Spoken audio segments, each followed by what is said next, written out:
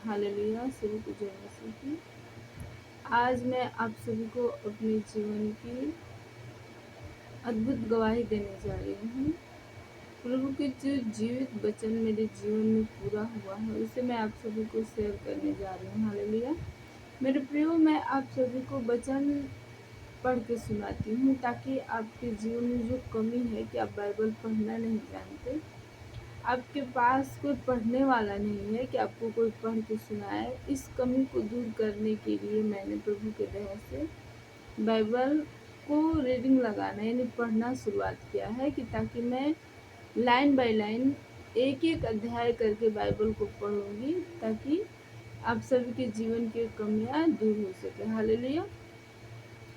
मेरे प्रियो, मैं आप सभी को बताती हूँ कि हमारा जो परमेश्वर जीवित है, जो प्रभु यीशु मसीह है, उनकी कब्र आज भी खाली है। वो हमारे ही अधर्म के लिए मारे गए, गाड़े गए और तीसरे दिन मुर्दों में से जी उठे। हालेलुया।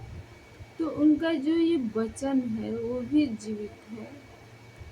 यदि उस वचन के ऊपर हम मनन करें, हम चित्त लगाएं, तो वो जीवित वचन हमारे जीवन में पूरे होते हैं। हालेलुया। मेरे प्रियो, मैंने आप सभी को बताया था कि मुझे मिर्गी की बीमारी थी, तो मैंने प्रभु यीशु मसीह के बारे में जाना, एनम मिनिस्ट्री के बारे में जाना। तो मैं परमेश्वर के पास अपने दिल में इस प्यास को लेके गई थी कि हे प्रभु, जो तू इतने लोगों को चंगा करता है, मुझे भी चंगाई प्रदान कर। हालेलुया। तो जब मैं प्रभु के भवन में गई, एनम मिनिस्ट्री में पहुंची, तो वहाँ मुझे किसी से कोई संपर्क नहीं था। मुझे नहीं पता था कि कहाँ आयल मिलता है, कहाँ प्रार्थना करवाया जाता है।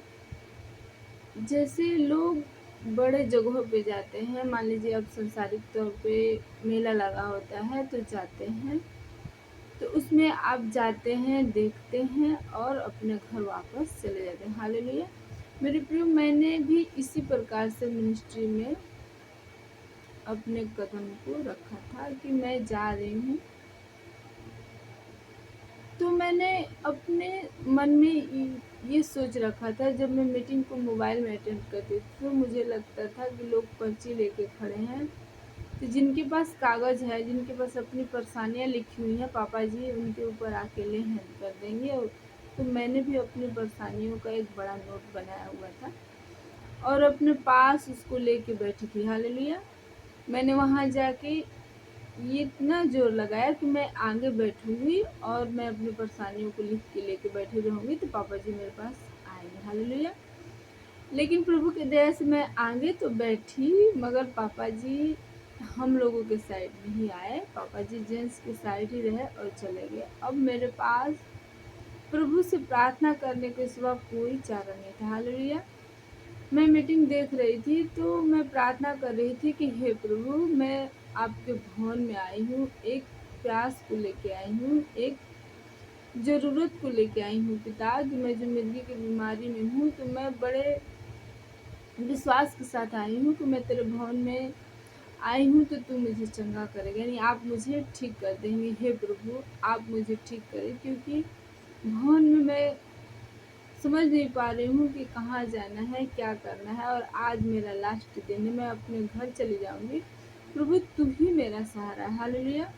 फिर मैंने एक और प्रार्थना अपने परमेश्वर के पास रखा गया कि हे पिता, ये जो भवन है और मेरे घर की दूरी है, इसे तू ही खत्म कर सकता है, क्योंकि मैं तेरे भवन में बार बार आ नहीं सकती। हालेलुया।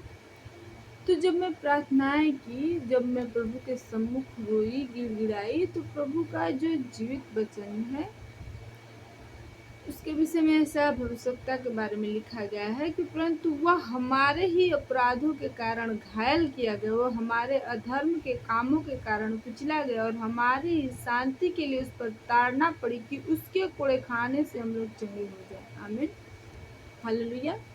ये जो जीवित वचन है कि उसके कोड़े खाने से हम चंगे हो जाए। मैंने प्रभु में कोई मेहनत नहीं की थी, लेकिन मैंने प्रभु से दिल से प्रार्थनाएं की कि हे प्रभु, तू इतने लोगों को चंगा करता है तो मुझे भी चंगाई प्रदान कर। और उस दिन प्रभु का ये जीवित वचन मेरे जीवन में पूरा हुआ। प्रभु यीशु मसीह के कोड़े खाने से मैंने अपने जीवन में मिर्गी जैसी घातक बीमारी से चंगाई पाई। हालेलुया। अब मैं अपने घर आ गई, तो अब मैं प्रभु के भवन से और लगन के साथ जुड़ गई और देखने लगी, अत्यधिक प्रभु में बढ़ने लगी। तो प्रभु का जो दूसरा वचन है कि प्रभु ने अपने वचन में कहा है कि मैं तुम्हें अपने मन के अनुकूल चरवाहे दूंगा, जो ज्ञान और बुद्धि से तुम्हें चराएंगे। हालेलुया। मेरे प्रिय, प्रभु का ये दूसरा जीवित वचन मेरे जीवन में पूरा हुआ। प्रभु ने मुझे एक ऐसी मिनिस्ट्री से जोड़ा जो जीवित मिनिस्ट्री है, जिसमें हमारे आत्मिक पिता कहते हैं कि यदि मैं तुम सबकी चरवाही करता हूँ तो मैं तुम्हें अच्छा फीड देता हूँ, यानी अच्छा भोजन देता हूँ। तो तुम जो मेरी भेड़े हो, तुम बाज नहीं रह सकते। मेरी भेड़ें बाज नहीं रह सकती, वो रूहों को बचाती। हालेलुया। मेरे प्रियो, हमारे आत्मिक पिता जो हमारी चरवाही करते हैं, वो प्रेरित अंकुर यूसुफ ने बोला है, उन्हीं के बदौलत मैंने ये जो वचन के गहरे भेद हैं अपने जीवन में लिए हैं, और मैं आप सभी को वचन पढ़ के सुनाती हूँ। हालेलुया। अब मैं प्रभु के सम्मुख प्रार्थना कर रही थी। जो प्रभु का वचन है, नीति वचन में लिखा है कि कृपा और सच्चाई तुझसे अलग न होने पाए, वरन उनको अपने गले का हार बनाना और अपने हृदय रूपी पट्टियों पर लिखना, तो परमेश्वर और मनुष्य दोनों का अनुग्रह पाएगा, तू अति बुद्धिमान होगा। हालेलुया।